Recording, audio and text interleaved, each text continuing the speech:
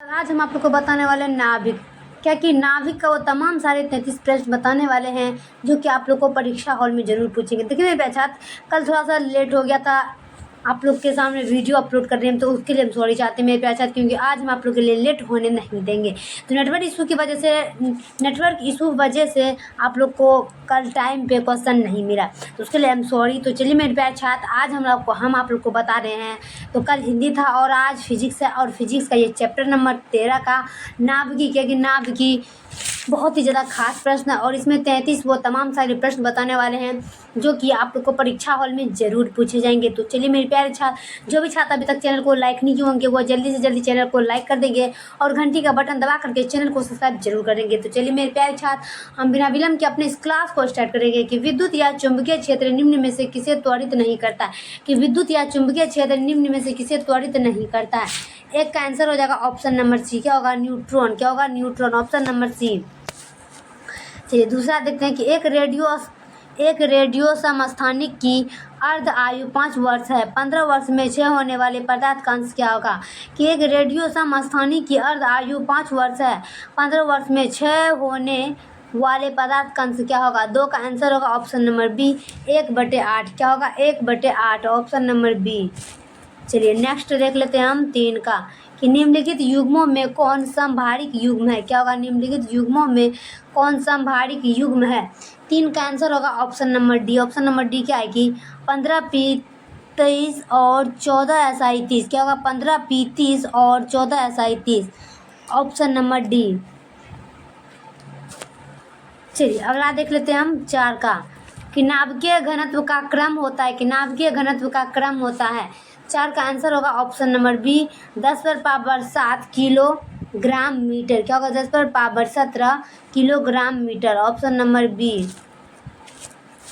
5 number का देखते हैं कि नाभिकीय घनत्व की कोटि किलोग्राम मीटर क्यूब में है।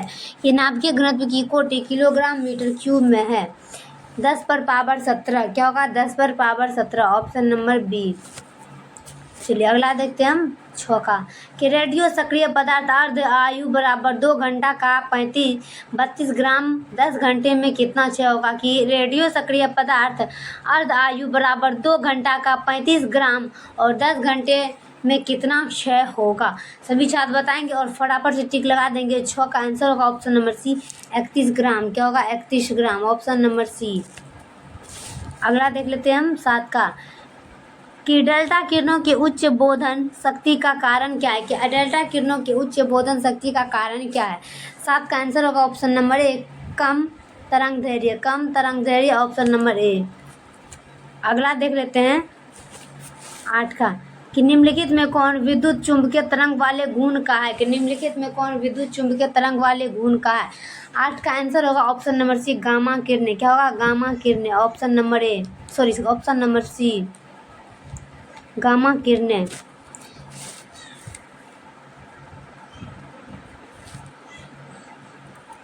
चलिए 9 का देखते हैं, कि डेल्टा किरणें को क्या कहते हैं? कि डेल्टा किरणें क्या होती है? 9 का आंसर होगा ऑप्शन नंबर ए, शून्य आवेश और शून्य द्रव्यमान। शून्य आवेश और शून्य द्रव्यमान, ऑप्शन नंबर ए।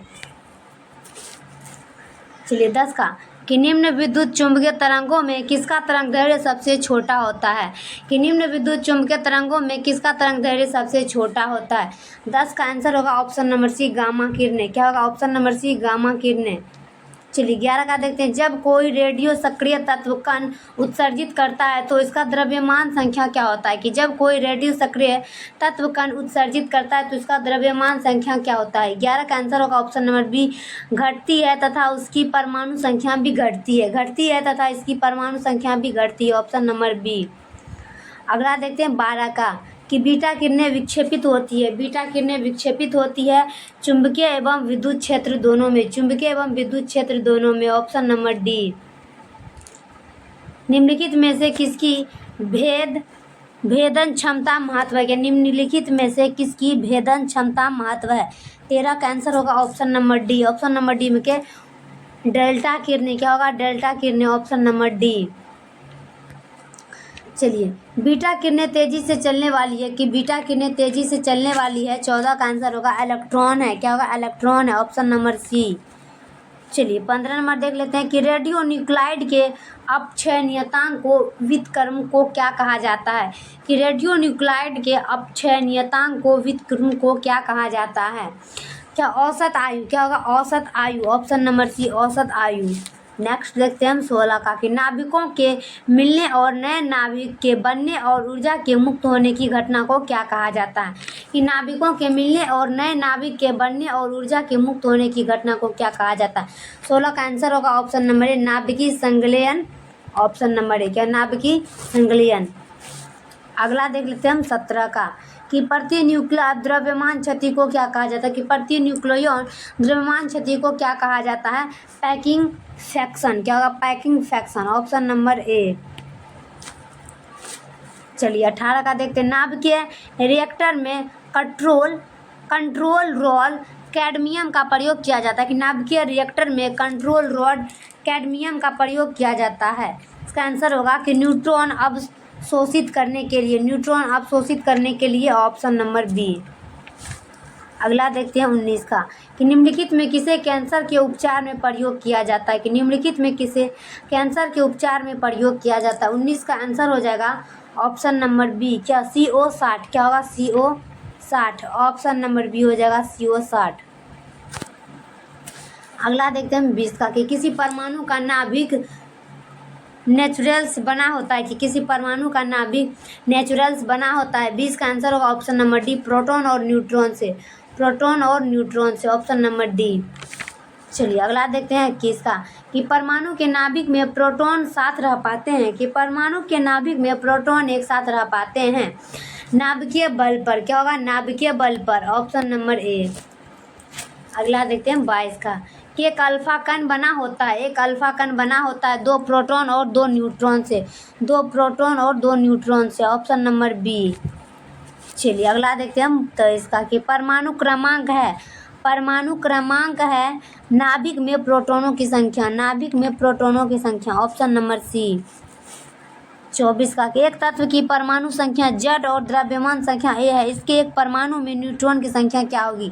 एक तत्व की परमाणु संख्या Z और द्रव्यमान संख्या A है। इसके एक परमाणु में न्यूट्रॉन की संख्या क्या होगी। 24 का आंसर होगा ऑप्शन नंबर सी। क्या होगा A-Z। Option number C A-Z। अगला देखते हैं हम 25 का कि हीलियम परमाणु की सही रचना क्या है। हीलियम परमाणु संख्या की रचना क्या है। 25 का आंसर होगा option number C 2 proton 2 neutron 2 electron. 2 proton 2 neutron 2 electron. Option number C. 26 का कि परमाणु के नाभिक में अवश्य रहेगा प्रोटॉन। क्या होगा परमाणु के नाभिक में प्रोटॉन अवश्य रहेगा। ऑप्शन नंबर ए। चलिए अगला देखते हैं हम 27 का कि न्यूट्रॉन की खोज करने का श्रेय निम्नलिखित में किन्हें है। कि न्यूट्रॉन की खोज करने का श्रेय निम्नलिखित में किन्हें है। 27 का आंसर होगा ऑप्शन नंबर डी चैडविक को। क्या होगा चैडविक को। ऑप्शन नंबर डी चैडविक को। अगला देखते हैं हम 28 का कि यूरेनियम की द्रव्यमान संख्या 235 और परमाणु क्रम 92 है। यूरेनियम परमाणु में प्रोटॉन न्यूट्रॉन और इलेक्ट्रॉन की संख्या क्या होगी क्रमशः। कि यूरेनियम की द्रव्यमान संख्या 235 और परमाणु क्रमांक 92 है। यूरेनियम परमाणु में प्रोटॉन न्यूट्रॉन और इलेक्ट्रॉन की संख्या क्या होगी। 28 का आंसर होगा ऑप्शन नंबर ए 92, 47 तथा 92। ऑप्शन नंबर ए। चलिए अगला देख लेते हैं हम 30 का निम्नलिखित में किसे विभाजित नहीं किया जा सकता है प्रोटॉन को। Option number D. अगला देखते हैं हम 30 का निम्नलिखित में कौन आवेश रहित कण है। कि निम्नलिखित में कौन आवेश रहित कण है। 30 का answer option number C proton. आवेश रहित कण है प्रोटॉन। चलिए अगला देख लेते हैं 31 का कि जिस प्रक्रिया द्वारा एक भारी नाभिक लगभग समान द्रव्यमान वाले 2 हल्के नाभिकों में विभक्त हो जाता है उसे क्या कहा जाता है। कि जिस प्रक्रिया द्वारा एक भारी नाभिक लगभग समान द्रव्यमान वाले 2 हल्के नाभिकों में विभक्त हो जाता है उसे क्या कहा जाता है। 31 का आंसर होगा ऑप्शन नंबर बी विखंडन। क्या होगा विखंडन। ऑप्शन नंबर बी हो जाएगा विखंडन। नेक्स्ट देख लेते हैं हम 32 का कि सूर्य की ऊर्जा का कारण क्या है। कि सूर्य की ऊर्जा का कारण क्या है नाभिकीय संलयन। Option number B. अगला देखते हैं हम 33 का कि नाभिकीय अभिक्रिया में संरक्षित भौतिक राशियाँ हैं। क्या होगा? नाभिकीय अभिक्रिया में संरक्षित भौतिक राशियाँ हैं। 33 का आंसर होगा ऑप्शन नंबर डी, उपरोक्त सभी। क्या होगा? उपरोक्त सभी, ऑप्शन नंबर डी लास्ट प्रश्न था। तो चलिए मेरे प्यारे बच्चा, वीडियो कैसा लगे जरूर बताएंगे। तब तक के लिए नेक्स्ट वीडियो में मिलते हैं। जय हिंद, जय भारत।